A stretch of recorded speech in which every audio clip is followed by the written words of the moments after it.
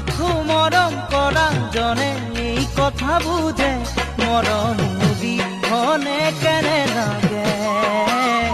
চকু পানী কেনেদৰে সৰে